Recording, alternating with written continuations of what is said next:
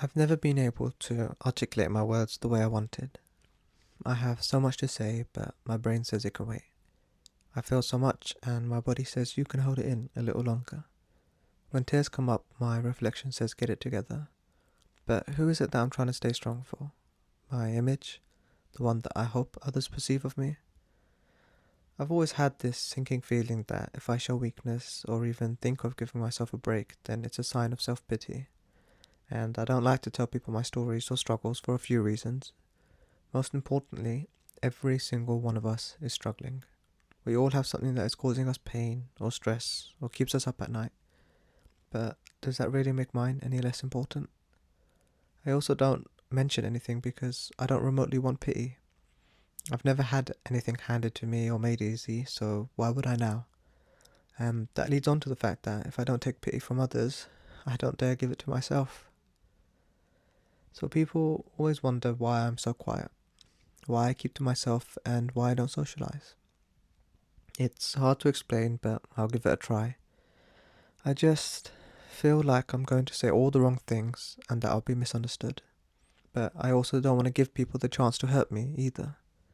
You see, I care too much about everything. I want to be sincere and kind, and there is so much pain in the world that I couldn't dare to think about adding to that. And on the other side of the scale, I mean well, so I really hope that others reciprocate that to me, I suppose. But I guess I don't trust that enough, so I worry. I worry that if I say something, I'll fumble my words and make a fool of myself. Or I'll worry that I'm not smart enough to contribute to a certain conversation, and if I do, then all my hard work will have been for nothing and start tumbling down. I know, I overthink much, but it's hard to be positive when you've had to endure so much. When I started this channel, I thought that this would be my outlet. This is how I get my voice heard.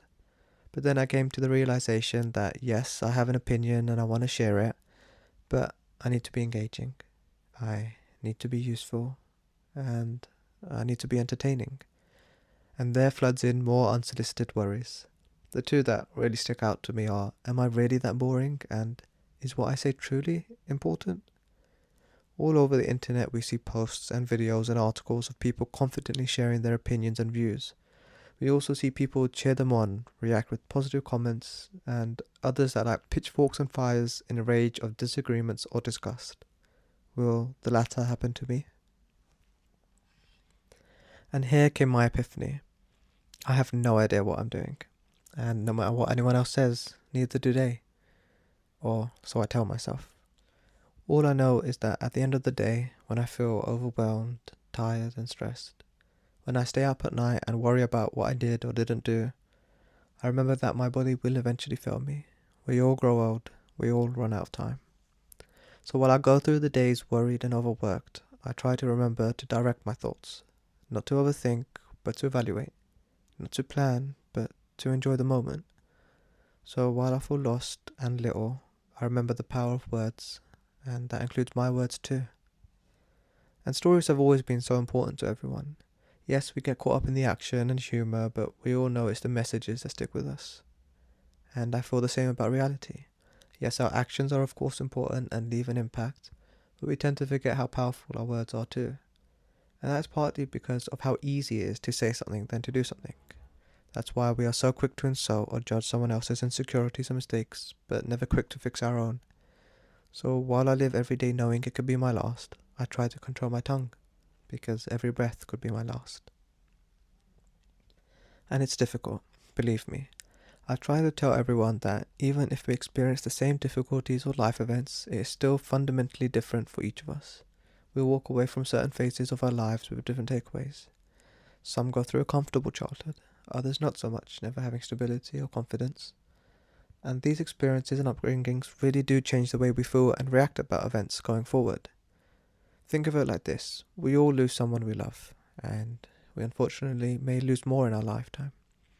It could be easier for others to overcome and move on. That doesn't mean the pain is any less for anyone, but we're all different. No two people are the same. So while we may experience the same things, go through the same events, I always remember this: it's still a different journey for everyone. And I don't mean that the journey of life overall, which, yes, of course, it is unique for everyone, but even those small aspects of our life. Grief looks different for everyone. Some may feel nothing, some may feel everything. Some may want to be alone, and others can't bear the thought of being alone. And that can be difficult to understand for some people. We think that, well, I went through the same thing and I manned up. We think that if others can do it, so can we. And yes, we can all be just as strong as anyone else. But we are also only just as strong as everyone else. And that is overwhelming. It almost seems as though what you feel is belittled. But it's not. You see, the biggest problem most of these times isn't the struggle of pain. It's the burden of not being able to explain it. And I guess the point comes to this. I know that I don't speak up as much as I could.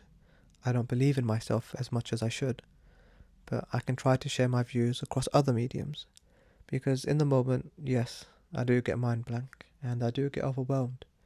But what I have to say is just as worthwhile. So when I know that my voice will fail me, I know my words will not. And while it's important to share your story, you have to be sure to listen to others as well.